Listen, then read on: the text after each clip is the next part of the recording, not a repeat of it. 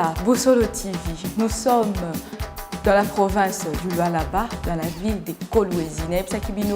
Nous allons faire une descente à Kolwezi. Nous allons parler avec les grandes dames de la ville.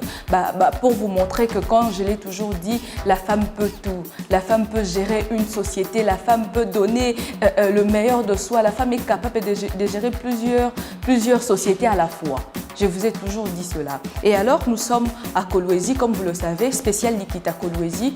J'ai eu l'honneur d'être reçue par Excellence Lydia Kapapa-Kalassa. Elle est commissaire générale chargée de la jeunesse, entrepreneuriat de jeunes et émergence de la classe moyenne. Nayende Torosala Likita Nabiso Awa en direct, il y a Kolwezi. Mbote, maman Lydia. Merci de nous avoir reçus, merci pour votre disponibilité. Ok. Nous aimerions savoir, est-ce que vous vous sentez fier d'être commissaire aujourd'hui? Tout d'abord, je peux me présenter. Ok, vous pouvez, oui. Je ne vais pas me présenter avant de donner un point de vue par rapport à si je suis fière d'être commissaire. Je suis Lydia Kapapa-Kalassa, je suis économiste et marketeuse de formation. Okay. Je suis licenciée en sciences économiques et gestion en marketing à l'université de Lubumbashi. J'ai eu à occuper certains postes dans des établissements publics et certaines entreprises commerciales privées. Et que ce soit dans le Haut-Katanga, et dans la ville de Kinshasa, où j'ai commencé mes premiers pas politiques. Pour le moment, j'occupe le poste de commissaire général de la province du Lualaba, en charge de l'entrepreneuriat des jeunes et l'émergence de la classe moyenne. Et enfin, je suis entrepreneur. Voilà en bref, en votre parcours lignes, mon parcours professionnel jusqu'à ce jour. Ok, vous vous sentez fier d'être commissaire aujourd'hui?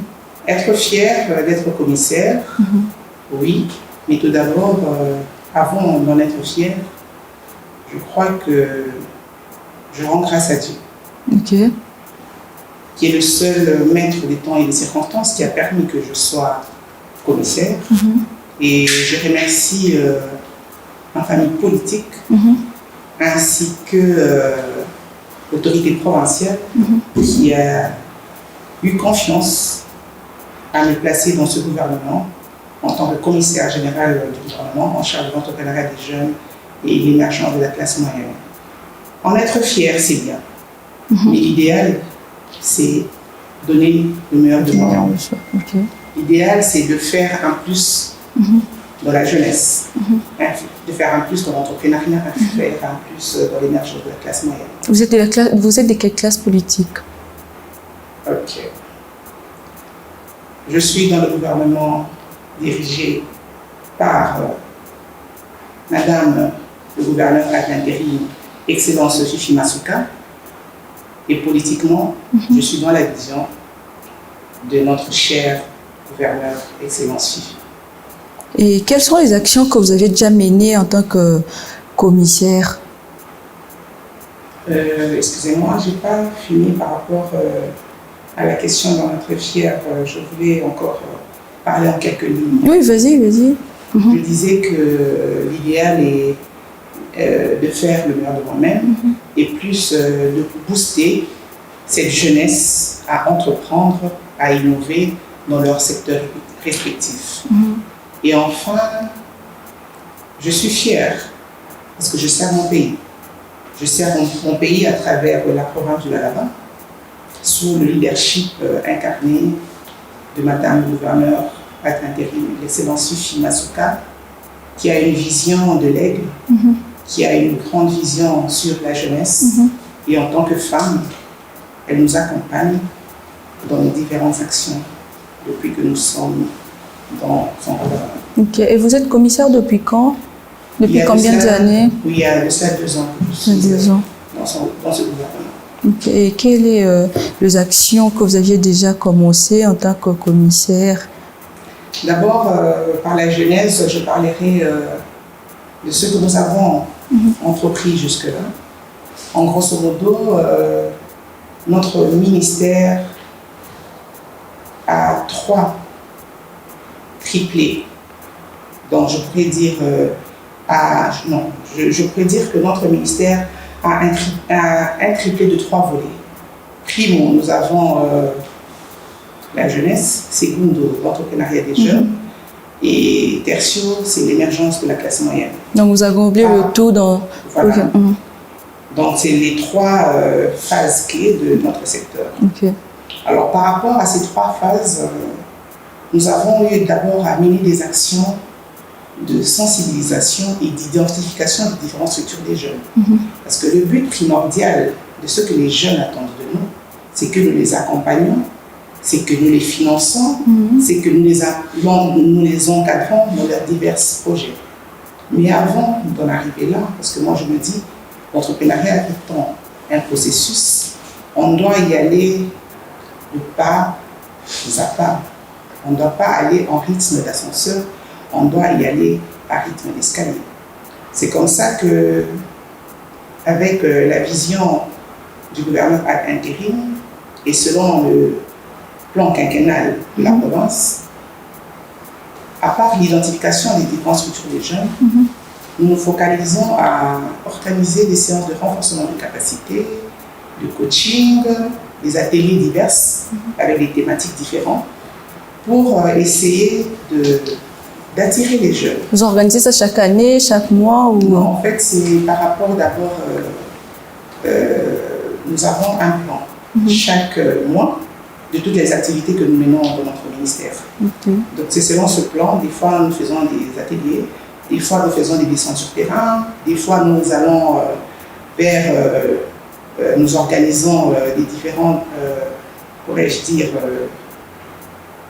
ateliers pour écouter les jeunes et avoir leurs préoccupations. Donc bref, nous avons toute une organisation mensuelle et c'est par rapport à ça que nous procédons. Alors je dirais, après cette identification, cette sensibilisation, nous atterrissons au coaching, au renforcement de capacité. Et pourquoi nous sommes très basés sur ça? C'est parce qu'aujourd'hui, on n'aimerait pas accompagner un jeune, on n'aimerait pas financer un projet des jeunes pour que ça tombe à l'eau. On essaie de changer la mentalité de ces jeunes pour qu'ils aient des notions entrepreneuriales. Ce n'est pas facile, ce n'est pas du tic au tac. Et lentement et sûrement, nous allons y arriver. Alors, chaque mois, avec l'appui de certains partenaires qui sont déjà avancés dans cette formation entrepreneuriale, ils viennent soit de l'extérieur, soit de la province, et nous conscientisons cette jeunesse pour acquérir certaines notions afin que les jeunes puissent se prendre en charge. Et pour cela, ça va créer l'autonomisation et l'autosuffisance par rapport à cette jeunesse qui doit se prendre en charge. Et enfin, tout cela, c'est bien. Alors, après cette séance de coaching, de formation, le gouvernement a prévu le financement des jeunes. Nous avons prévu un financement pas seulement dans le terme d'argent. Nous accompagnons ces jeunes avec des financements via les banques et nous les accompagnons aussi avec un aspect matériel.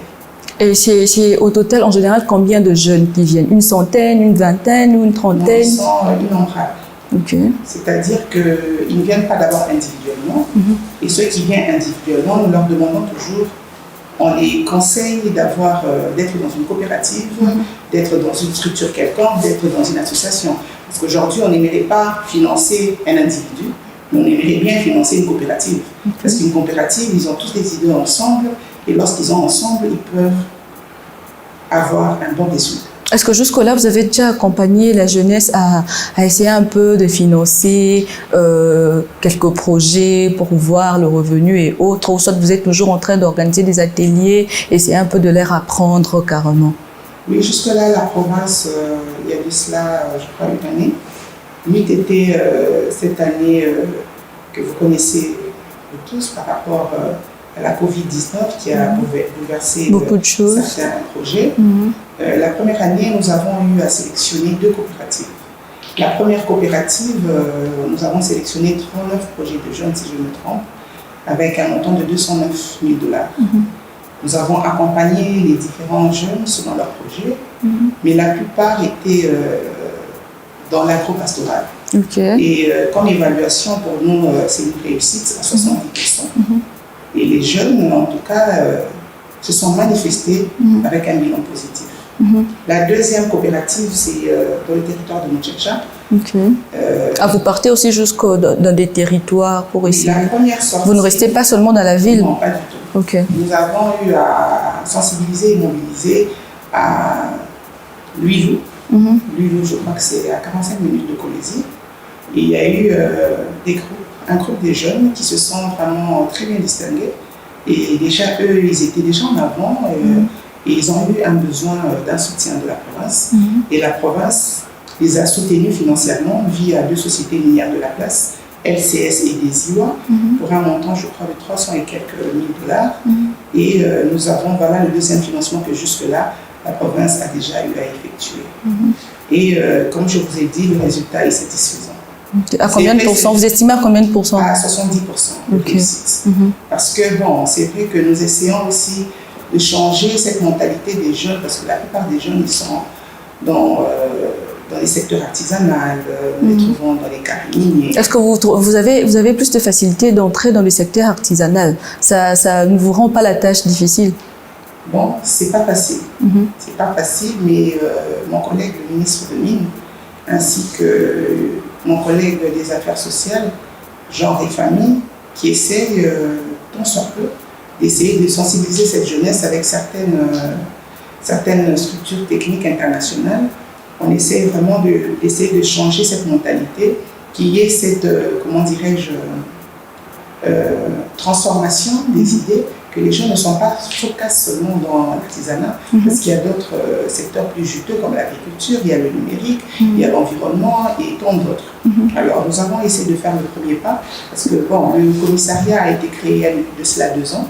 Mais par exemple, pour ceux qui n'ont pas eu le temps d'aller à l'école, comme vous aviez énuméré, il y a le numérique, l'agriculture et autres. Est-ce que le numérique, pour eux, ça serait facile? Est-ce que vous financez aussi dans les études de la jeunesse, par exemple, payer l'université pour un nombre de jeunes et autres? Non, ça ça n'engage pas mon ministère, ça engage le ministère de l'Éducation. D'accord. Donc par rapport à entretenir les jeunes dans les petits métiers, les jeunes, si on doit payer, ça concerne le ministère de l'Éducation. Donc nous, on est vraiment focus, bien que l'entrepreneuriat est transversal. Nous le retrouvons dans la santé, nous le retrouvons dans l'agriculture, nous le retrouvons dans le numérique, ainsi de suite. Mais par rapport à cette question, c'est le ministère de l'Éducation qui gère cette cause. Mais nous sommes vraiment basés en priorité dans l'entrepreneuriat. Mais en tant que transversal, la jeunesse se retrouve partout. Des fois, nous nous organisons et nous sommes en 2e position. Et c'est les titulaires qui sont en 1re position. Les titulaires du ministère. Voilà. D'accord. Vous êtes à la tête de ces ministères. Il y a 2 ans, vous aviez dit. Voilà, il y a de cela 2 ans. Combien de projets avez-vous déjà accompagnés et qui ont réussi? Justement, c'est les 2 projets dont je vous ai dit. Jusque-là. C'est le premier projet, les 39 projets. Et le deuxième, c'est la coopérative de Bouba-Djaga. On a financé avec un montant de 300 et quelques $.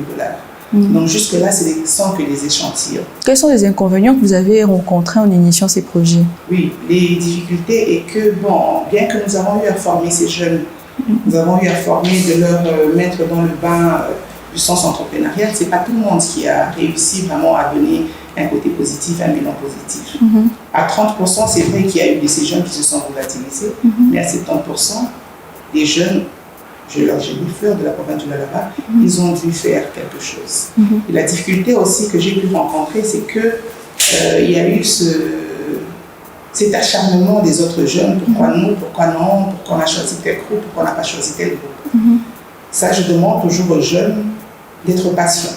La province a sa tâche, la province a un bilan à réaliser, mais on ne le fera pas du tic au tac. Donc on a commencé un premier pas, on va commencer un deuxième pas, et ainsi de suite. Donc il y a eu cette frustration de la part des jeunes, pourquoi on a fait ci, pourquoi on a fait ça. D'ailleurs, parmi les actions menées, jusque-là, on a lancé il y a un mois la sensibilisation entrepreneuriale dans les territoires. Et là, je vous parle, il y a une équipe d'avance qui est dans le territoire de l'Obédi. C'est à combien de mètres d'écologie? En tout cas, quelques mètres, je ne sais pas quoi dire, mais c'est à 7 heures. Ah d'accord, c'est quand même loin. C'est très loin. C'est à 7 heures de route. Et une équipe d'avance est déjà sur pied pour essayer de sensibiliser les gens du territoire. Ce n'est pas chose facile. Parce que là-bas, nous retrouvons plus des gens qui ont une autre mentalité que les gens de la ville. Et ça fait quelques semaines qu'ils sont là. Et moi, je dois descendre normalement dans les 48 heures pour essayer maintenant de matérialiser, de les accompagner, tant matériel que financier, avec l'appui de la hiérarchie. Les gens du territoire sortent aussi pour venir en ville et suivre les ateliers jusqu'à la fin, le coaching, ou soit ils restent toujours là-bas, mais il y a une équipe qui part pour leur faciliter la tâche. Nous voulons vraiment justement couper cet exode rural, que les gens du territoire viennent en ville pour avoir un coaching. Alors, des fois, lorsque nous organisons des séances de renforcement de capacité, il y a toujours un représentant au niveau des territoires qui viennent dans la ville et après il fait une restitution au niveau des territoires. Et voilà pourquoi est-ce que des fois ils se sentent lésés, pourquoi nous on ne vient pas, pourquoi nous on ne participe pas. Voilà pourquoi avec l'accompagnement de Madame le gouverneur à l'intérim, nous avons eu à lancer ce programme de sensibilisation dans les 5 territoires. Nous allons commencer par Bougoudi et le mois prochain nous allons aller à Sandoa et ainsi de suite, pour que les jeunes du territoire ne se sentent pas lésés. Donc, voilà. Êtes-vous fière d'être gérée et de savoir que c'est une grande dame qui gère cette grande province? Bien sûr, j'en suis fière. Pourquoi j'en suis fière? Parce que d'abord, je donnerai la caractéristique d'une femme.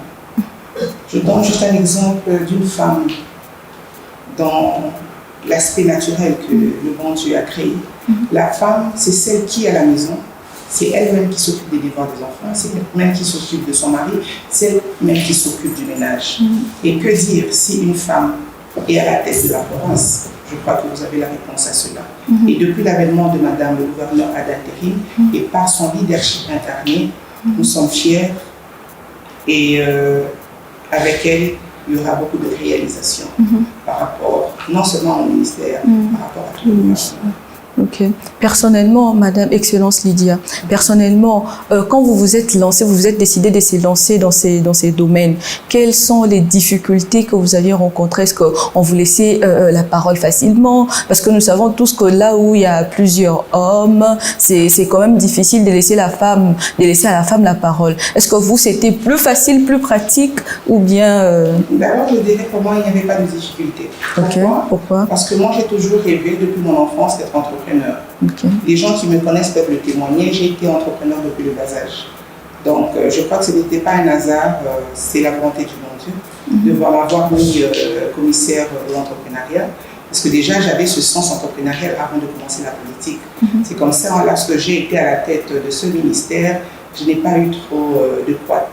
Mais il y a beaucoup de choses à apprendre. J'ai fait un pas. Et il y a encore beaucoup de choses à faire. Et par rapport à c'est les hommes ou quoi que ce soit, bon, moi je ne crois pas que c'est quelque chose, c'est pas un frein pour moi. Pour moi, que ce soit une femme, que ce soit un homme, ça dépend de ce que j'ai. De ce que tu peux donner. Voilà, ça dépend de ce que j'ai comme ambition, ça dépend de ce que j'ai comme vision. Donc chacun fait sa part et après on évolue. Et on avance. Donc pour moi, un homme, ça ne peut pas être un blocage. Au contraire, il faut une certaine collaboration entre hommes et femmes. Et on avance. De nous-mêmes, on ne peut rien. On a besoin de l'appui de ces hommes pour encore en rajouter un plus dans notre savoir. Est-ce que votre ministère arrive aussi à collaborer parfois avec celui du gouvernement central? Oui, bien sûr. Depuis que ce ministère a été créé, d'ailleurs, là, je profite de l'occasion pour saluer et féliciter l'initiative du chef de l'État, le président de la République, son Excellence Félix-Antoine Tshisekedi, qui a créé le ministère de l'entrepreneuriat comme un ministère d'État. Ça n'existait pas avant? Avant, ça existait, mais ce n'était pas un ministère d'État. C'était avant Avant, c'était un ministère tout à fait comme tous les ministères, mais pour le moment, on a mis l'entrepreneuriat comme étant un ministère. Et ça existe depuis que vous êtes à la tête de ces ministères? Oui, bon, 2 ans donc. Lorsque j'ai été nommée, ça existait comme un ministère normal. Mais depuis qu'il y a eu ce nouveau gouvernement, le président de la République a eu à faire de ce ministère comme un ministère d'État. Et on est en parfaite collaboration avec le ministre national Eustache et aussi avec le ministre, le docteur Yves, que je salue en passant, parce que sont nos aînés avec qui nous sommes toujours en collaboration et nous continuons toujours à travailler en synergie avec le niveau national. D'ailleurs, le niveau national, si possible, je crois, avec l'accompagnement de la province, ils ont 2-3 activités via le ministère de la Jeunesse, je crois au mois de décembre et au mois de février de l'année prochaine. Ça vous arrive aussi à faire une descente sur terrain à Kinshasa pour, par exemple, dans des activités de la jeunesse, là-bas on vous invite. Comment, est-ce que vous avez une idée de la jeunesse de Kinshasa? Oui et non. Pas toutes les activités, il y a certaines activités d'ateliers, de coaching qu'on a avec le ministère. Et des fois, nous allons avec les différentes structures de jeunes, pas seulement à Kinshasa, même dans certains pays d'Afrique, la province a dû accompagner les jeunes à participer à des sortes de coaching. Je donnerai l'exemple de la Tunisie. Pour le mois d'août, c'est le mois de la jeunesse, la province a envoyé les jeunes en Tunisie pour acquérir et pour des échanges des idées. Les jeunes du Lualaba? Oui, les jeunes du Lualaba, ils ont eu une mission pour la Tunisie. Et tout ça, c'est pour un échange d'idées. Financé par le gouvernement? Oui, financé par le gouvernement provincial. Donc, il y a eu plusieurs sorties de ce genre. Et surtout, le gouvernement n'hésite pas à accompagner les jeunes, surtout à Kinshasa. Lors, il y a eu aussi une séance, un atelier par rapport comment dirais-je, les élections du CNJ, le Conseil national de la jeunesse. La province du Lualaba a été valablement représentée. Et là, c'est le gouvernement provincial qui a accompagné cette jeunesse. Il y a souvent des ateliers et des échanges avec les jeunes de l'église kimbaliste et avec qui nous sommes souvent en parfaite collaboration. D'ailleurs, c'est parmi les structures de jeunes à qui nous avons financé et qui ont vraiment produit des résultats positifs, les jeunes de Kimbangu. Donc nous nous retrouvons souvent à Kamba et nous discutons avec les jeunes du Congo central pour voir comment est-ce qu'eux évoluent de leur côté et qu'est-ce que nous pouvons ramener. C'est partager des idées et autres. Voilà. Dans Kinshasa, on assiste à plusieurs ateliers par rapport et à la jeunesse et par rapport et à l'entrepreneuriat. Des fois, je suis accompagnée par certaines structures des jeunes. Des fois, j'y vais avec quelques membres de mon cabinet. Mais en retour, on fait cette restitution pour que les jeunes de la province puissent aussi bénéficier de ce que nous avons eu comme formation, que ce soit Kinshasa ou partout au monde. Et depuis que vous êtes à la tête de ces ministères, qu'est-ce que vous déplorez à la jeunesse? Qu'est-ce que vous brise lorsque vous sentez que la jeunesse fait telle chose? Qu'est-ce que vous déplorez? Si je dois déplorer, je crois qu'il faut avoir les nerfs solides. Parce que la jeunesse, c'est l'avenir de demain. La jeunesse est très sensible. Donc, pour moi, on doit les considérer comme des bébés. Comment il faut traiter un bébé, c'est lentement mais sûrement. C'est vrai que tous les jeunes n'auront pas la même façon de voir les choses. Tous les jeunes ont, je vous donnerai un exemple, ils attendent de la province. Et au contraire, il y a la part de la province et il y a la part des jeunes. Moi, j'aimerais bien que les jeunes de la province puissent se poser d'abord des questions. Qu'est-ce que moi je veux faire en attendant que la province nous vienne en aide? Donc, c'est la seule difficulté aussi que j'ai avec les jeunes qui se disent, on est là, la province va faire. Oui, on est là, on va vous accompagner. Ça vous rend vraiment la tâche très difficile. Oui. Mais il y a déjà un changement depuis que nous avons commencé. Parce qu'avec toutes ces séances de renforcement, toutes ces séances d'échange que nous avons avec eux, lentement mais sûrement, nous allons y arriver. Donc la difficulté, c'est par rapport à essayer de changer la mentalité de ces jeunes, de les faire comprendre, surtout par rapport aux frustrations, pourquoi on a pris tel jeune, pourquoi c'est ces jeunes, pourquoi, il y a ça. Mais moi, je trouve que c'est ça la jeunesse. Pour moi, c'est pas quelque chose, un poids quelconque. Pour moi, c'est quelque chose qu'on doit prendre en main et relever les défis et voir ce qu'on peut faire pour améliorer cela. Excellence Lydia, nous sommes pendant la semaine mondiale de l'entrepreneuriat. Et qu'est-ce que votre ministère a prévu? Pour cette année, le ministère a prévu de passer à l'acte. C'est vrai que chaque année, nous organisons des rencontres. Nous organisons des séances de coaching avec des thématiques différentes. Mais cette année, nous avons voulu matérialiser et accompagner les jeunes dans le territoire de Rhodesie. je crois que je vous ai dit qu'il y a de cela 2 semaines, toute mon équipe d'avance est là. C'est pour identifier qui est-ce que nous allons financer, qui est-ce que nous allons accompagner. Alors, ça tombe à pic que cette semaine, ça tombe à pic que cette semaine, c'est dans la semaine mondiale du partenariat. Et notre ministère, sous le patronage de Madame le gouverneur Haï, nous allons descendre dans le territoire de Lombourdi pour accompagner les jeunes matériellement et financièrement. Et pour nous, ça sera une grande joie, une satisfaction. Ça sera parmi vos actions? Oui, bien sûr. Ça sera parmi nos actions. Et nous avons voulu que ça se fasse pendant la semaine mondiale de l'entrepreneuriat. Vous ne nous avez pas parlé plus de vos actions. Est-ce que vous pouvez essayer encore d'en parler profondément? Parfait. Je crois que les actions que nous avons menées sont innombrables, mais je crois que je pourrais parler de quelques actions phares. À part d'abord, ce qui est primordial pour nous, c'est de changer la mentalité des jeunes. Et le changement de mentalité, ça se fait par des rencontres, par des formations.